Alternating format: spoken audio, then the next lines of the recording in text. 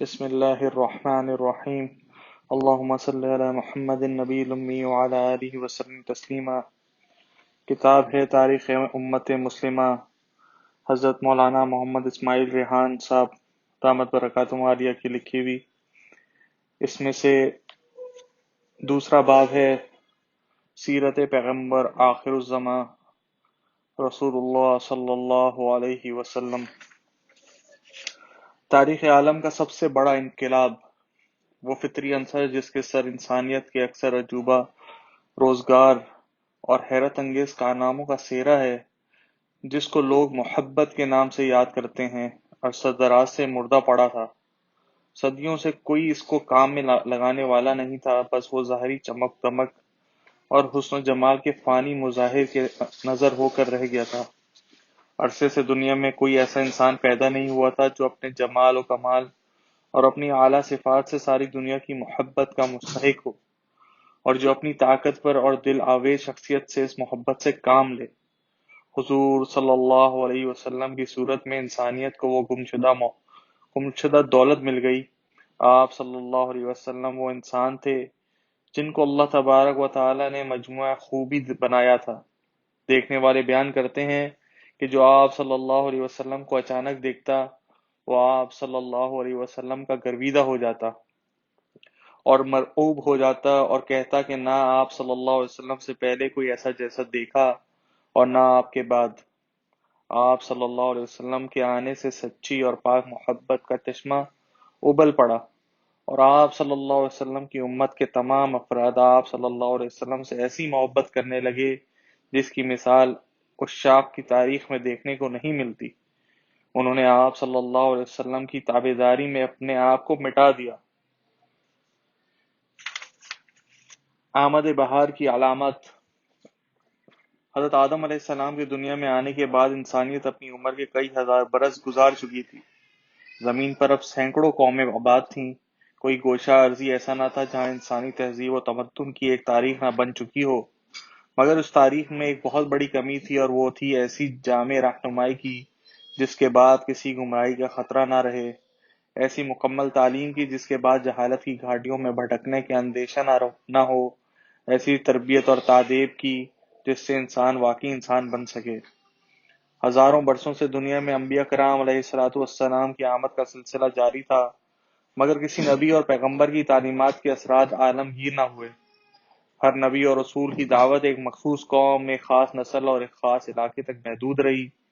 اب ضرورت تھی ایسے عالمگیر نبی کی جو بیک وقت پوری دنیا کی امامت کرے اور بھٹکی ہوئی انسانیت کو راہ راست دکھائے۔ جب اللہ تعالیٰ نے اپنی بے پناہ قدرت اور حکمت بالغہ کے تحت اس عظیم الشان منصب کے حامل کو دنیا میں لانے کا ارادہ کیا، تو اس کے ساتھ ہی ایسے حالات پیدا فرما دیے جو عنقریب کسی غیر معمولی انقلاب کی خبر دے رہے تھے۔ حالات کے اس اتار چڑھاؤ کا میدان سرزمین عرب تھی، جبکہ اس کے سرے ایک طرف رومی سلطنت اور دوسری جانب کسریٰ کی بادشاہت سے بھی جا ملتے تھے۔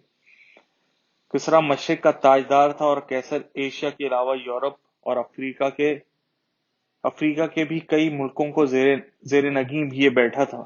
اس طرح عرب میں نمودار ہونے والی تبدیلیاں دنیا کے ان دو بڑے درباروں کی وساطت سے دنیا کے تینوں آباد ترین براعظموں کو ایک نئے دور کے آغاز کی نوید سنا رہی تھیں۔ انقلاب کی طرف اشارہ کنا پہلا غیر معمولی منظر مکہ پر ابرہہ کی چڑھائی اور پھر اس کی عبرت انگیز پسپائی کا تھا۔ ابرہہ حبشہ کی اس فوج کا افسر تھا جو کیسر روم کے حکم پر 500 عیسوی میں حبشہ کے گورنر نجاشی نے یمن کے عیسائیوں کی مدد کے لیے بھیجی تھی، تاکہ وہ یہودی حاکم یوسف زونواس کی سرکوبی کریں۔ 70,000 سپاہیوں پر مشتمل اس حبشی لشکر کے سپہ سالار اریات نے یوسف زونواس کو کیفر کردار تک پہنچا کر یمن کا انتظام سنبھال لیا۔ ایک طویل عرصے تک ابرہہ اریات کی ماتحتی میں رہا، مگر پھر دونوں کے اختلافات بڑھتے گئے، یہاں تک کہ ایک دن دونوں ایک دوسرے پر پل پڑے۔ اریات کے ضرب سے ابرہہ کی ناک اور ہونٹ کٹ گئے، اس وجہ سے وہ اشرم نکٹا مشہور ہو گیا۔ ابرہہ کے غلام نے موقع پر ہی جوابی حملے میں اریات کو مار ڈالا۔ ابراہ ایک عیار اور ابراہ ایک عیار اور انتہا پسند شخص تھا۔ اس نے خوشامدانہ نامہ و پیام کے ذریعے نجاشی کو اپنی طرف سے مطمئن کر دیا اور یمن میں نجاشی کی نیابت اور حبشی فوج کی قیادت سنبھال لی۔ کچھ مدت بعد اس نے اپنے کلیسا پرست آقاؤں کو خوش کرنے کے لیے یمن کے پایتخت صنعاء میں ایک ایسا شاندار گرجا تعمیر کرنا شروع کیا جس کی نظیر دور دور تک نہ تھی۔ یہ سحر انگیز عمارت برسوں میں جا کر تیار ہوئی۔ اس گرجے کی تعمیر کے لیے اس نے اہل یمن پر بے پناہ تشدد کیا، ہزاروں لوگوں کو پکڑ کر ان سے جبری مشقت لی۔ حکم تھا کہ سورج نکلنے سے پہلے مزدور کام پر آ جائیں، جس سے ذرا دیر ہو جاتی اس کا ہاتھ کاٹ دیا جاتا۔ تعمیراتی مواد کے لیے یمن کی قدیم نامور ملکہ بلقیس کے عظیم الشان محل کی اینٹ سے اینٹ بجا دی گئی۔ سونے چاندی کا سامان، سنگ مرمر اور لکڑی سب کچھ اکھاڑ کر گرجے کی تعمیر میں لگا دیا گیا۔ اس ناروا سلوک کی وجہ سے خود یمن کے لوگ اس سے نالاں ہو چکے تھے، مگر اس کا یہ حال تھا کہ وہ تمام عرب قبائل کو کعبے سے برگشتہ کر کے اس گرجے کے حلقہ بگوش بنانے کا خواب دیکھ رہا تھا۔ اس نے نجاشی کو اپنے مراسلے میں لکھا: میں اس وقت تک چین سے نہیں بیٹھوں گا جب تک عرب حج کے لیے بھی اس گرجے کا رخ نہ کرنے لگیں۔ جب عربوں کو ابرہہ کے اس ناپاک ارادے کی خبر ملی تو وہ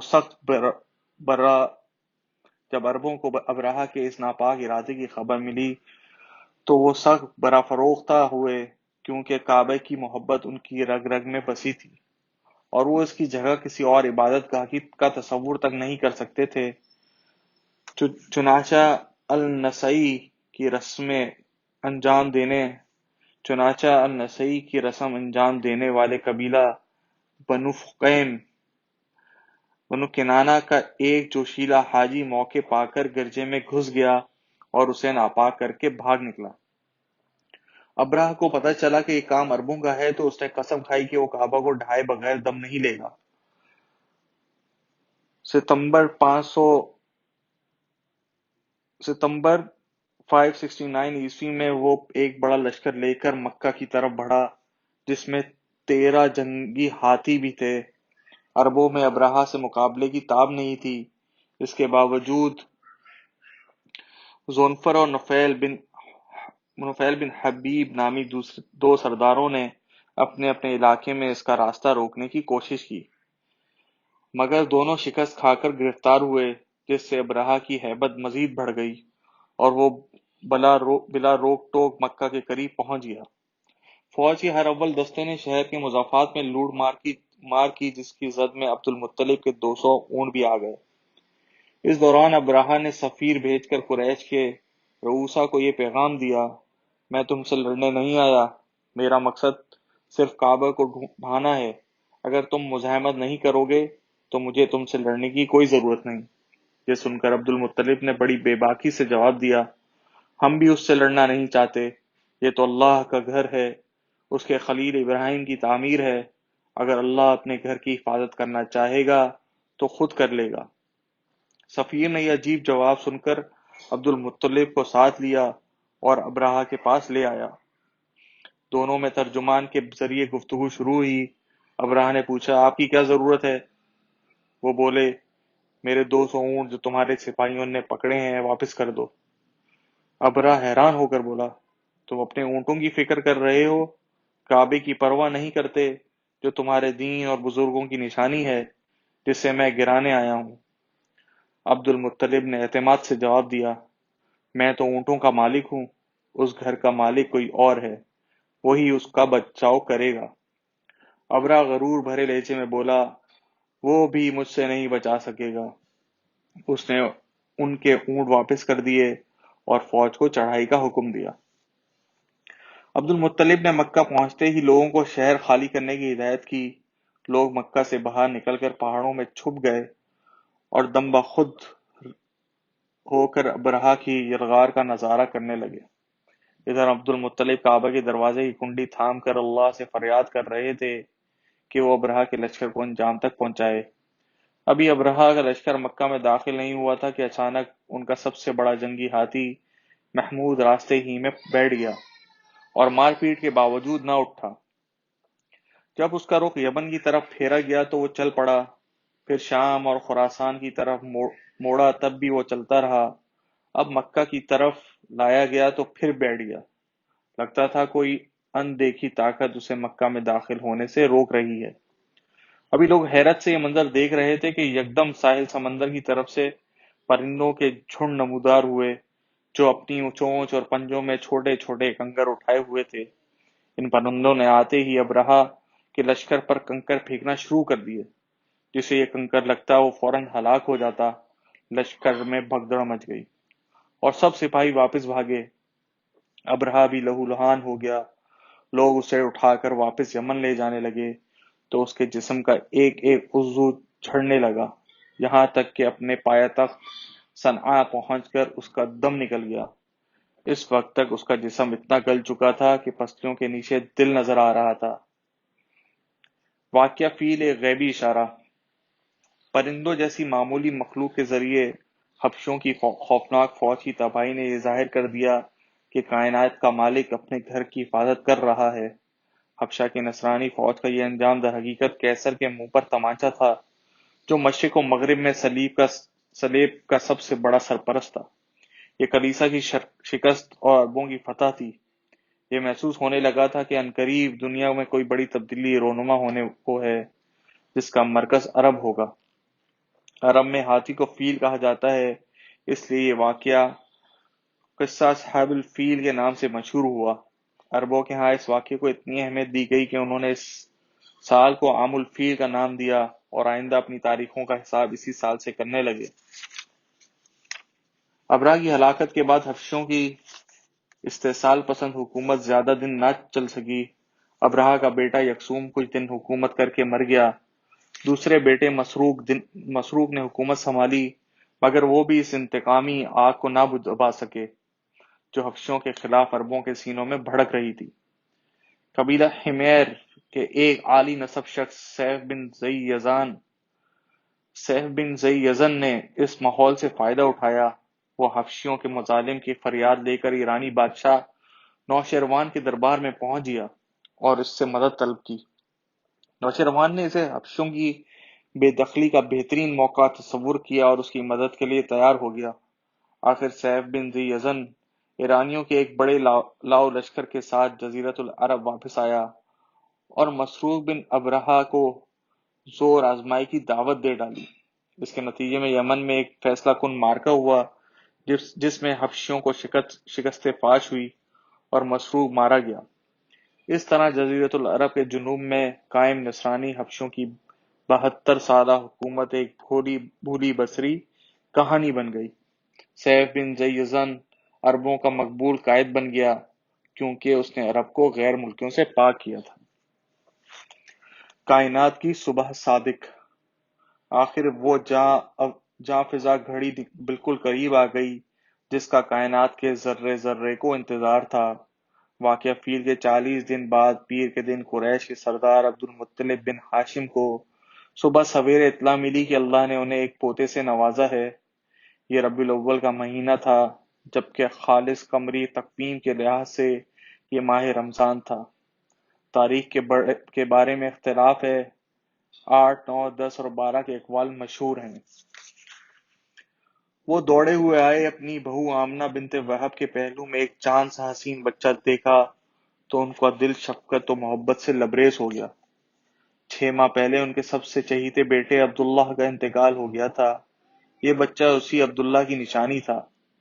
عبد المطلب بچے کو گود میں لے کر کعبے میں داخل ہوئے، اللہ کی حمد و ثنا بیان کی۔ اس بچے کا نام سوچنے لگے تو ان کے ذہن میں ایک بالکل نیا نام محمد آیا جو اس سے پہلے عربوں میں کسی نے نہیں رکھا تھا۔ اللہ تعالیٰ نے یہ منفرد نام اپنے آخری رسول کے لیے محفوظ کیا ہوا تھا جو عین وقت پر عبد المطلب کے دل میں ڈال دیا گیا۔ اس آخری نبی کا شجرہ نسب یوں ہوا: محمد بن عبداللہ بن عبد المطلب بن ہاشم بن قصی بن کلاب بن مرہ بن کعب بن لوئی بن غالب بن فہر بن مالک بن نضر بن کنانہ بن خزیمہ بن مدرکہ بن الیاس بن مضر بن نزار بن معد بن عدنان کے بعد کئی واسطوں سے حضور نبی کریم صلی اللہ علیہ وسلم کا سلسلہ نسب حضرت اسماعیل علیہ السلام سے جا ملتا ہے، جو حضرت ابراہیم علیہ السلام کے بڑے صاحبزادے اور برگزیدہ نبی تھے۔ پاکیزہ بچپن۔ رسول اللہ صلی اللہ علیہ وسلم کو شروع میں چند دن ان کے چچا ابو لہب کی باندی سویبہ نے دودھ پلایا۔ اس دوران عبد المطلب اپنے یتیم پوتے کے لیے کسی دودھ پلانے والی کو تلاش کر رہے تھے۔ عربوں میں یہ رواج تھا کہ شیر خوار بچوں کو پرورش کے لیے دیہات کی دائیوں کے حوالے کر دیتے تھے تاکہ انہیں کھلی اور صاف آب و ہوا میسر آئے اور ان کے جسم و جان کی اچھی نشو و نما ہو۔ اس کے علاوہ دیہاتوں کی زبان بھی فصیح اور خاص ہوتی تھی، جسے سیکھ کر بچے بھی ابتدا ہی سے خوش گفتار بن جاتے تھے۔ طائف کے قریب آباد بنو سعد اپنی فصاحت و بلاغت کے باعث مشہور تھے، اس لیے مکہ کے شرفاء ان کی دائیوں کی خدمات حاصل کرنا زیادہ پسند کرتے تھے۔ انہی دنوں میں قبیلے کی چند دائیاں بچے گود لینے کے لیے مکہ آئیں، مگر کسی دائی نے رسول اللہ صلی اللہ علیہ وسلم کو گود نہ لیا تھا، کیونکہ یہ خشک سالی کا زمانہ تھا اور ان لوگوں کو اپنی ضروریات پوری کرنے کے لیے ٹھیک ٹھاک معاوضہ چاہیے تھا۔ رسول اللہ صلی اللہ علیہ وسلم کو یتیم دیکھ کر کسی دائی کو اس گھر سے معقول معاوضہ ملنے کی توقع نہ ہوئی۔ دائیوں کے اس قافلے میں حلیمہ سعدیہ نامی ایک نیک خاتون بھی تھیں۔ انہیں کسی گھر سے کوئی بچہ نہ ملا، آخر وہ حضرت آمنہ کے گھر میں داخل ہوئیں۔ اس یتیم بچے کو دیکھتے ہی اس کی محبت ان کے دل میں پیوست ہو گئی۔ وہ زیادہ اجرت کا خیال کیے بغیر نبی صلی اللہ علیہ وسلم کو سینے سے لگائے اپنے ساتھ لے آئیں۔ ان کو گود لیتے ہی حلیمہ سعدیہ کو ہر طرف برکت ہی برکت نظر آنے لگی۔ لاغر جانور توانا ہو گئے، بدحالی خوشحالی میں بدل گئی۔ نبی اکرم صلی اللہ علیہ وسلم کی نشو و نما عام بچوں سے مختلف ہوئی۔ جب عمر مبارک 2 برس ہوئی تو حلیمہ سعدیہ نے دودھ چھڑا دیا۔ نبی اکرم صلی اللہ علیہ وسلم اپنے رضاعی بہن بھائیوں کے ساتھ بکریاں چرانے جنگل میں جانے لگے۔ اس دوران ایک دن اچانک 2 فرشتے نازل ہوئے، جنہوں نے رحمت للعالمین صلی اللہ علیہ وسلم کا سینہ مبارک چیرا اور آپ کے دل سے سیاہ لوتھڑے جیسی کوئی چیز نکال کر پھینک دی اور دل کو ایمان و حکمت سے بھر کر واپس رکھ دیا۔ اس کے بعد حضور صلی اللہ علیہ وسلم کے جسم مبارک پر سینہ چیرے جانے کا کوئی نشان تک نہ رہا۔ حضور صلی اللہ علیہ وسلم 4 سال کی عمر تک بنو سعد میں رہے۔ اس کے بعد حلیمہ سعدیہ نے آپ کو والدہ کے سپرد کر دیا۔ قبیلہ بنو سعد میں گزرے ان دنوں کی سادہ و جفاکش زندگی نے نبی اکرم صلی اللہ علیہ وسلم کی صحت، نشو و نما اور تربیت پر بہت عمدہ اثرات ڈالے۔ حضور صلی اللہ علیہ وسلم بعد میں کبھی کبھار صحابہ کرام سے فرماتے تھے، میں تم سب سے زیادہ خالص عرب ہوں اور میں نے بنو سعد کے قبیلے میں دودھ پیا ہے۔ والدہ کے ساتھ یثرب کا سفر۔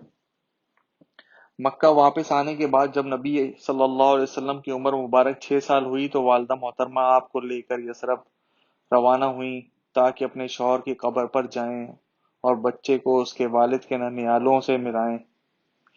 ان کی حبشی باندی برکہ ام ایمن بھی اس سفر میں ہمراہ تھیں، جنہیں عبداللہ نے میراث میں چھوڑا تھا۔ یثرب میں حضرت آمنہ نے اپنے شوہر کے ننھیال بنو نجار میں کچھ دن گزارے۔ یہاں بنو عدی بن نحار کا تالاب بھی تھا، جس میں نبی اکرم صلی اللہ علیہ وسلم نے تیراکی سیکھی۔ حضرت آمنہ کی وفات اور عبد المطلب کی کفالت۔ واپسی کے سفر میں حضرت آمنہ ابوا کے مقام پر پہنچی تھیں کہ اچانک ان کا آخری وقت آ گیا اور دیکھتے ہی دیکھتے وہ دنیا سے رخصت ہو گئیں۔ یہ ویران غیر آباد مقام مکہ اور یثرب دونوں کے بیچوں بیچ تھا۔ چاروں طرف پہاڑ تھے جن کے درمیان ایک ٹیلے پر حضرت آمنہ کی تدفین کی گئی۔ عبداللہ کا یتیم 6 سال کی عمر میں ماں کے سہارے سے بھی محروم ہو گیا۔ رو بھی اس قسمہ پرسی کے عالم میں کہ دور دور تک کوئی عزیز یا رشتہ دار نہ تھا جو سر پر ہاتھ رکھتا اور سینے سے لگا کر تسلی دیتا۔ یہ اللہ تعالیٰ کی طرف سے غیر معمولی شخصیات کی تربیت کے وہ مراحل ہوتے ہیں جو بھٹی کا کام کر کے استعداد کے سونے کو کندن بناتے ہیں۔ حضور صلی اللہ علیہ وسلم کی باندی برکہ ام ایمن، جو غالباً اس وقت خود 16-17 برس سے زیادہ کی نہ تھیں، بڑی مشکل سے آپ صلی اللہ علیہ وسلم کو ساتھ مکہ لائیں۔ عبد المطلب نے اپنے در یتیم کو پوری طرح اپنی آغوش شفقت میں لے لیا۔ وہ ایک آن پوتے کو اپنی نظروں سے دور نہ ہونے دیتے تھے۔ جب کعبے کے سائے میں ان کے لیے وہ رئیسانہ قالین بچھایا جاتا جس پر کسی اور کو بیٹھنے کی اجازت نہ تھی، تب بھی وہ اپنے ہونہار پوتے کو ساتھ بٹھاتے۔ حضور صلی اللہ علیہ وسلم 7 سال کے تھے جب عبد المطلب کچھ دنوں کے لیے آپ کو چھوڑ کر یمن گئے تاکہ وہاں کے نئے حاکم سیف بن زیزن کو مبارکباد دیں، جس نے یمن سے حبشیوں کا اقتدار ختم کر کے عربوں کو دوبارہ عروج بخشا تھا۔ اس سفر کے سوا عبد المطلب نے ہمیشہ یتیم پوتے کو دل سے لگا کر رکھا۔ عبد المطلب کے بعد مگر والہانہ شفقت کے یہ دن باد صبا کی طرح گزر گئے، اور ایک دن عبد المطلب بھی دنیا سے رخصت ہو گئے۔ اس وقت حضور صلی اللہ علیہ وسلم کی عمر 8 سال 2 ماہ 10 دن تھی۔ جاتے جاتے عبد المطلب اپنے بیٹے ابو طالب کو حضور صلی اللہ علیہ وسلم کی دیکھ بھال کی وصیت کر گئے، اور وہی آپ کے سرپرست بنے۔ اسی سال عرب کے مشہور سخی اور قبیلہ بنی طے کے سردار حاتم طائی کا انتقال ہوا تھا، اور یہی سال فارس کے سب سے نامور بادشاہ نوشیروان کی وفات کا ہے۔